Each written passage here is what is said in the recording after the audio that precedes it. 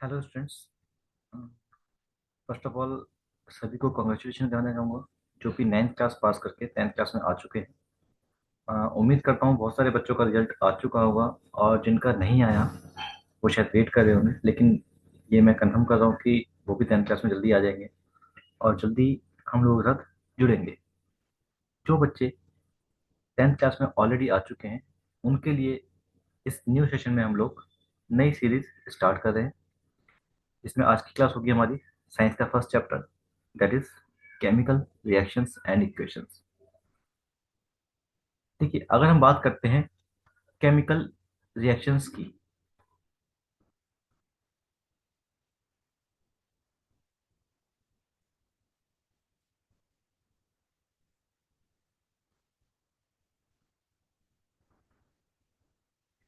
अगर हम chemical reactions की बात करें तो आप लोगों ने 9th क्लास के अंदर ऑलरेडी कुछ चीजें पढ़ी थी। जैसे फॉर एग्जांपल हम बात करते हैं चेंजेस की। चेंजेस हमने दो टाइप के पढ़े थे, एक फिजिकल चेंज और एक केमिकल चेंज। अगर हम फिजिकल चेंज की बात करें तो आपको याद होगा एक ऐसा चेंज जिसमें सिर्फ कुछ फिजिकल प्रॉपर्टी चेंज होती है सब्सटेंस की, कोई भी नया सब्सटेंस नहीं बनता। For example folding of paper. Paper को अगर हम फोल्ड कर दें तो क्या कहलाएगा हमारा फिजिकल चेंज। बट वहीं अगर हम पेपर को जला दें,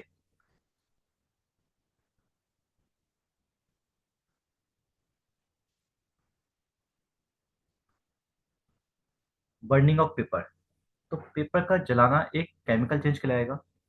because first of all paper को जलाने के बाद हम दोबारा उससे इजीली पेपर रिक्रिएट नहीं कर सकते, इरिवर्सिबल है और एक नया सब्सटेंस बना। ठीक है, तो जब एक नया सब्सटेंस बनता है जिसकी केमिकल प्रॉपर्टी पुराने वाले सब्सटेंस से बिल्कुल डिफरेंट होती है तो उसको हम केमिकल चेंज कहते हैं और इस प्रोसेस को ही केमिकल रिएक्शन कहा जाता है।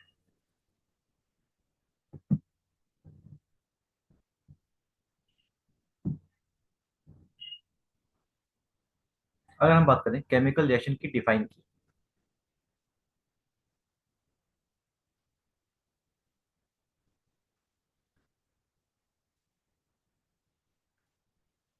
तो केमिकल रिएक्शन को हम डिफाइन किस तरह से कर सकते हैं सॉरी, इसे हम कह सकते हैं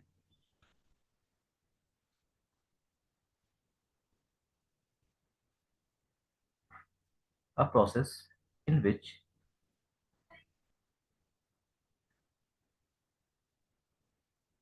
a new substance with entirely different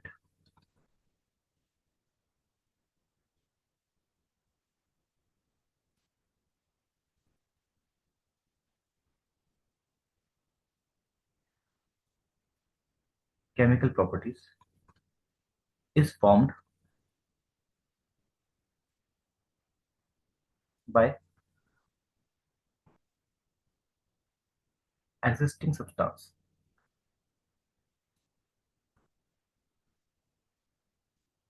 आपके पास एक सब्सटेंस है, उस एक सब्सटेंस से आपने एक नया सब्सटेंस क्रिएट कर दिया जिसकी प्रॉपर्टी पुराने वाले सब्सटेंस से बिल्कुल डिफरेंट है, तो वो प्रोसेस क्या कहलाएगी, केमिकल रिएक्शन।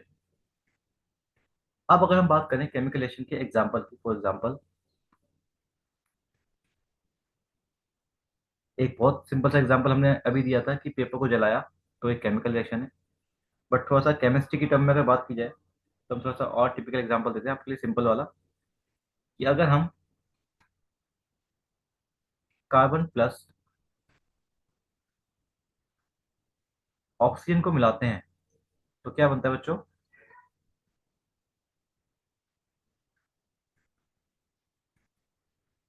Carbon dioxide. ये मैं आपको बहुत सिंपल फॉर्म में बता रहा हूँ, हालांकि कार्बन और ऑक्सीजन के कॉम्बिनेशन से कार्बन मोनोऑक्साइड भी बनती है। बट अभी हम फिलहाल 9th और 10th के बेसिक्स लेके चल रहे हैं, तो मैं आपको बहुत सिंपल सा एग्जांपल दिया है। Carbon plus oxygen goes to carbon dioxide. या फिर दूसरा एग्जांपल ले सकते हैं हम, जो आपने ऑलरेडी पढ़ा है पहले। हाइड्रोजन और ऑक्सीजन अगर मिल जाए तो क्या बनाते हैं? वाटर। अब देखिए यहाँ पर जो ये सब्सटेंस क्रिएट हुआ है, अगर हम बात करते हैं जो सब्सटेंस बना,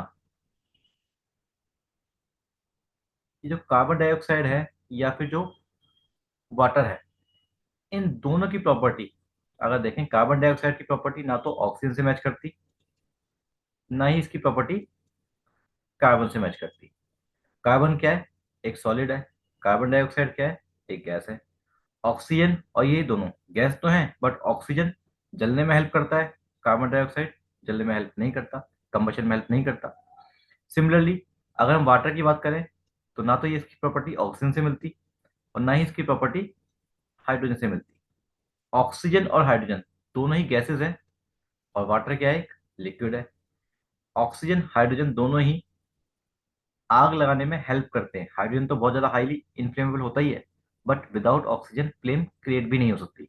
तो दोनों ही फ्लेम प्रोड्यूस करने में हेल्प करते हैं, बट वाटर क्या है? फ्लेम प्रोड्यूस करता है? नहीं करता। तो देखा जाए तो यहाँ पर ये जो नया सब्सटेंस बना, इसकी केमिकल प्रॉपर्टीज पुराने सब्सटेंस से बिल्कुल डिफरेंट है। तो इसलिए इन दोनों प्रोसेस को हम क्या नाम देंगे?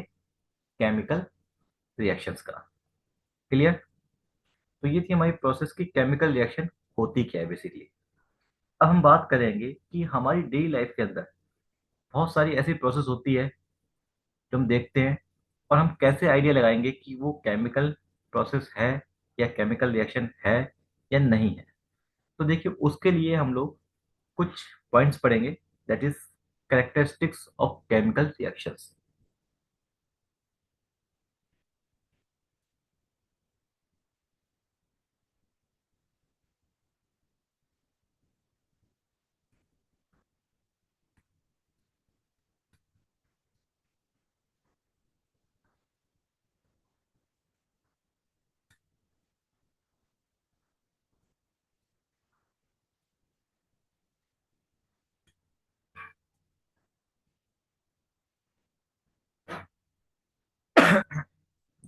अगर हम केमिकल रिएक्शंस की कैरेक्टरिस्टिक्स की बात करें कि केमिकल रिएक्शंस में क्या क्या कैरेक्टरिस्टिक्स होती हैं,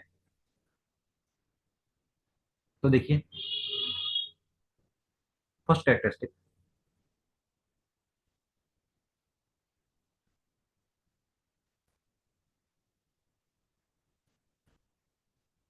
चेंज इन कलर। यानी कि अगर कोई भी प्रोसेस ऐसी हुई है जिसमें सब्सटेंस का कलर चेंज हो गया, तो हम उसको केमिकल रिएक्शन कंसीडर कर सकते हैं। ठीक है? जैसे फॉर एग्जाम्पल हम बात करते हैं कि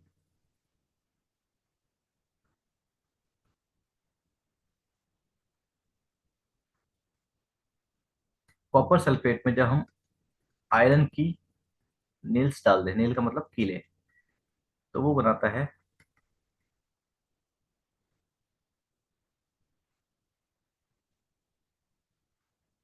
फेरस सल्फेट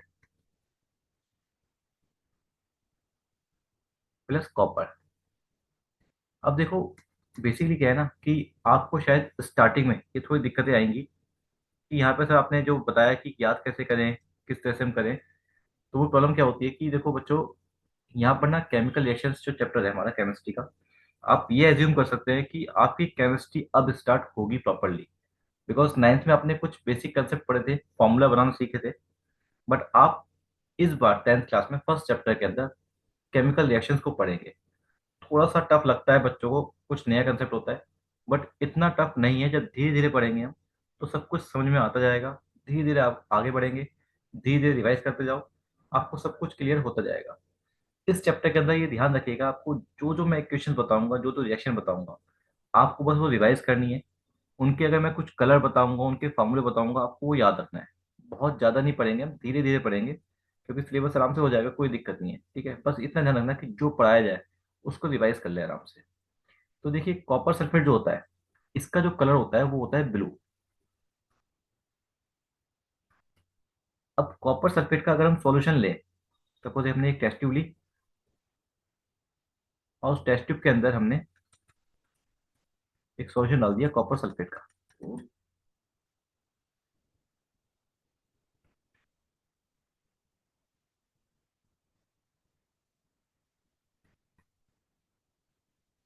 और इसी के अंदर हमने कुछ लोहे की कील पुट कर दी। अगर हम इसको 2-4 दिन बाद देखें सपोज, तो हम देखेंगे कि इस टेस्ट ट्यूब के अंदर जो ये सॉल्यूशन था वो ग्रीन कलर का हो जाएगा। तो कलर कैसे चेंज हो जाएगा? ग्रीन कलर का। ठीक है। और इसमें जो आयरन नेल होंगी, उस आयरन नेल का कलर ब्राउन कलर का हो जाएगा। तो ये एक्चुअली क्या हुआ कि एक केमिकल रिएक्शन हुई जिसमें हमने देखा कि एक सॉल्यूशन का कलर चेंज हो गया, ब्लू से कैसा हो गया वो, ग्रीन। तो फेरस सल्फेट का कलर कैसा होता है हमारा? ग्रीन। प्लीज याद रखिएगा कि कॉपर सल्फेट का कलर क्या होता है? ब्लू। फेरस सल्फेट का ग्रीन।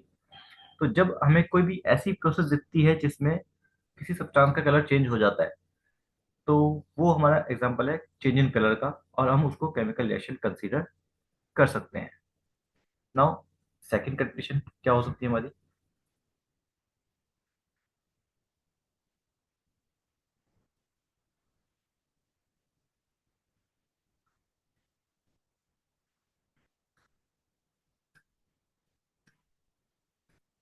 Change in state. अब स्टेट का मतलब फिजिकल स्टेट आपको पता है, सॉलिड लिक्विड गैस होती है। तो स्टेट में मैं बहुत सिंपल सा एग्जांपल दूंगा जो भी हमने ऊपर पढ़ा था। दैट मीन्स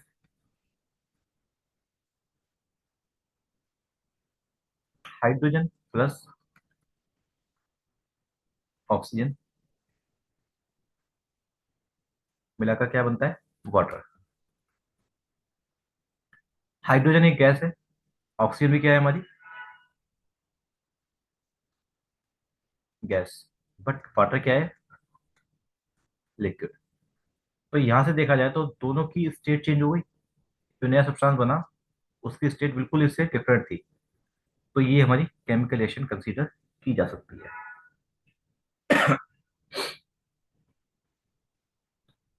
नेक्स्ट होता है हमारा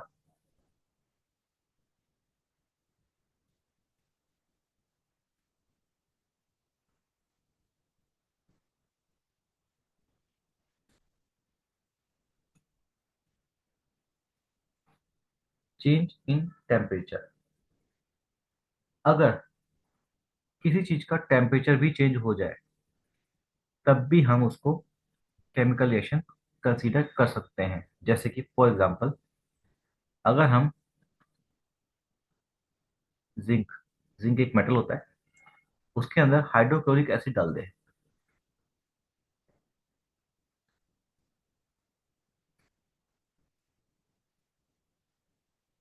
तो क्या होगा? इससे बनेगा जिंक क्लोराइड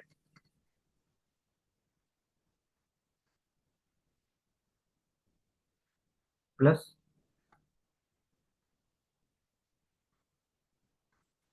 हाइड्रोजन। अब ये जिंक क्लोराइड जो बना और प्लस जो हाइड्रोजन उसमें निकला, ये दो चीजें निकली निकली।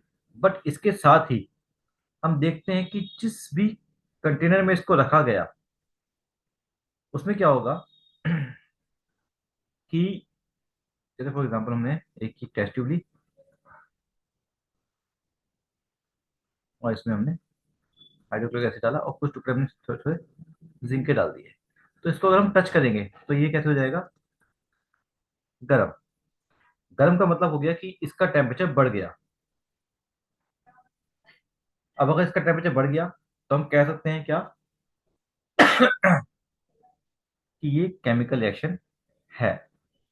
तो केमिकल रिएक्शन का मतलब क्या हो गया कि अगर स्टेट चेंज हो रही है तब भी केमिकल रिएक्शन है, टेम्परेचर चेंज हो रहा है तब भी केमिकल रिएक्शन है, और अगर आपका कलर चेंज हो रहा है तब भी केमिकल रिएक्शन है। इवन नेक्स्ट एग्जांपल हमारा कि अगर कोई गैस निकलती है किसी चीज में, evolution of gas,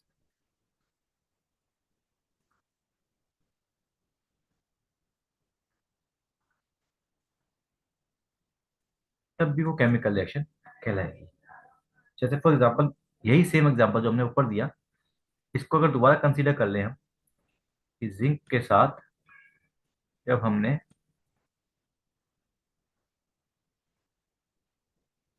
hydrochloric acid मिलाया, तो हम देखते हैं कि जिंक क्लोराइड तो बना, साथ में कई गैस भी निकली। वो गैस कौन सी है हमारी? हाइड्रोजन। तो अगर इन चारों में से कुछ भी हो रहा है किसी प्रोसेस में, तो हम कहेंगे कि यहाँ केमिकल रिएक्शन पॉसिबल है। आप कोई भी प्रोसेस देखते हैं, उन प्रोसेस के अंदर इन चारों में से कोई भी चीज दिखती है आपको, तो केमिकल रिएक्शन है।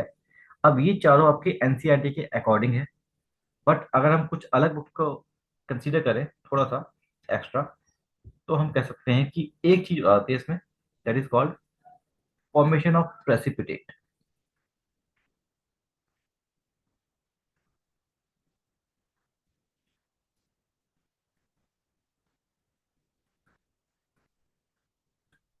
इसको आगे से हम शॉर्ट में पीपीटी लिखेंगे। पीपीटी का मतलब होगा प्रेसिपिटेट। प्रेसिपिटेट होता क्या है? पहली बात तो आपको ये पता होना चाहिए कि प्रेसिपिटेट क्या है। प्रेसिपिटेट होता है a solid substance, a solid insoluble substance बल्कि,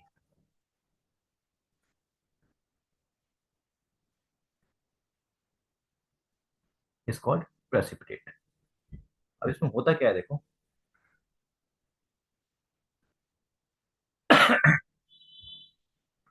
सपोज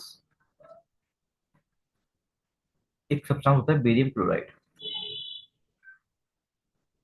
अगर हम इसके साथ सोडियम सल्फेट मिला दें,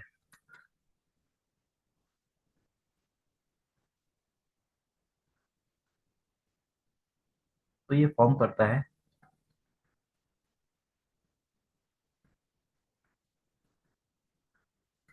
बेरियम सल्फेट प्लस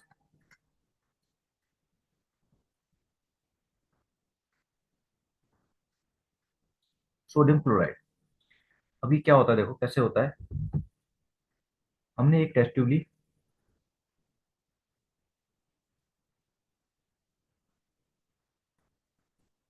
ये क्या था हमारा?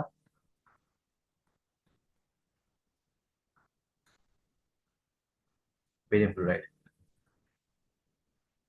दूसरी टेस्ट ट्यूब ली, इसमें था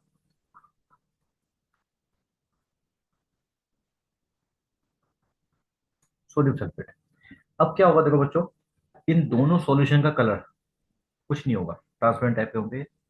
बट जैसे ही इन दोनों को मिलाकर हमने एक तीसरी टेस्ट ट्यूब के अंदर डाला, एक टेस्ट ट्यूब ली हमने और ये भी इसमें डाल दिया, ये भी इसमें डाल दिया, ऐसा करते के साथ ही हम गौर करते हैं, देखते हैं क्या कि यहाँ पर एक व्हाइट कलर का सॉलिड सब्सटेंस बन गया, ठीक है नीचे, और साथ में थोड़ा थोड़ा व्हाइट सॉल्यूशन भी था, मतलब तो जो सॉल्यूशन था वो तो हमारा किसका था यहाँ पर? सोडियम क्लोराइड का। एक एक्वस सॉल्यूशन बन गया यहाँ पर। एक्वस सॉल्यूशन का मतलब होता है पानी में बना हुआ सॉल्यूशन। और बेरियम क्लोराइड का एक व्हाइट कलर का प्रेसिपिटेट, व्हाइट पीपीटी, एक प्रेसिपिटेट फॉर्म हो गया। तो देखो पहले मिलाने से पहले दोनों बिल्कुल ट्रांसपेरेंट से थे, लेकिन जैसे मिला तो आप देखते हैं मिलते मिलते ही क्या हुआ, एक सॉलिड सब्सटेंस नीचे की तरफ बैठ गया। तो उसको क्या बोलते हैं? सॉलिड सब्सटेंस को प्रेसिपिटेट। तो अगर किसी प्रोसेस के अंदर आपको प्रेसिपिटेट बनता हुआ दिखे, तो वो भी हमारी क्या कहलाएगी? Chemical reaction. हालांकि अगर इसको देखा जाए, तो यहाँ पे हम देखते हैं ट्रांसपेरेंट से कलर चेंज हो गया व्हाइट, तो ये हमारा चेंजिंग कलर का एग्जांपल भी हो सकता है। बट कुछ बुक्स के अंदर इसको एक अलग से कैरेक्टरिस्टिक बताया गया है। एनसीईआरटी के अंदर आपको सिर्फ चार कैरेक्टरिस्टिक बताई गई है, बट हाँ एक्स्ट्रा बुक अगर आप देखते हैं, तो इसमें एक अलग कैरेक्टरिस्टिक का डिफाइन किया गया है, that is formation of precipitate.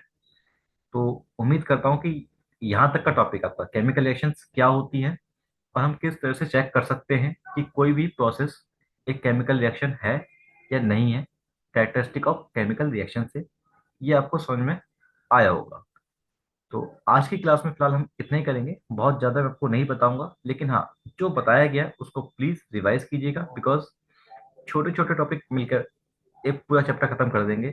और आप छोटे छोटे टॉपिक के साथ रिवाइज करते रहेंगे तो आपको बर्डन नहीं आएगा आगे पूरा चैप्टर पढ़ने में। मैं कोशिश करूंगा कि जितने टॉपिक पढ़ाए जाते हैं, ठीक है, उनकी रिवीजन करवाते हैं हैंड टू हैंड। ठीक है, और हम हर चैप्टर के बाद कुछ इंपॉर्टेंट क्वेश्चंस जो हमारे प्रीवियस ईयर के क्वेश्चंस हैं उनको भी सॉल्व करेंगे, उनको सीखेंगे। ठीक है, क्योंकि इस साल से जो भी पैटर्न चेंज हुआ था हमारा थोड़ा सा लास्ट ईयर जो एग्जाम आए थे, तो सीबीएसई ने क्लियर बोला है कि कॉम्पिटेंसी बेस्ड क्वेश्चन आएंगे, और कॉम्पिटेंसी बेस्ड क्वेश्चन आप तभी अटेम्प्ट कर सकते हैं जब आपके कंसेप्ट क्लियर होंगे। तो ये ध्यान रखिएगा बेटा कि आपको रट्टा नहीं मारना। मैं आपको ये नहीं कहूंगा कि ये क्वेश्चन आएगा बिल्कुल सेम, मैं कभी नहीं बोलूंगा ये चीज। मैं हमेशा इसी चीज पर फोकस करूंगा कि आपके कंसेप्ट क्लियर है। तो अगर आप कंसेप्ट क्लियर रखेंगे तो आप कोई भी क्वेश्चन कहीं से भी आ जाए उसको अटेम्प्ट कर सकते हैं इजीली। ठीक है, तो आज की क्लास हम यहीं ओवर करते हैं। अगर अच्छी लगे वीडियो तो प्लीज़ लाइक करना, चैनल को सब्सक्राइब करना और शेयर भी करना अपने फ्रेंड्स के साथ। क्लासेस ऐसे चलती रहेंगी। अब न्यू सेशन स्टार्ट हो चुका है, 10th की क्लास साइंस की मैथ्स की यहाँ चलती रहेंगी और आप अटेंड करते रहना। ओके बेटा, बाय।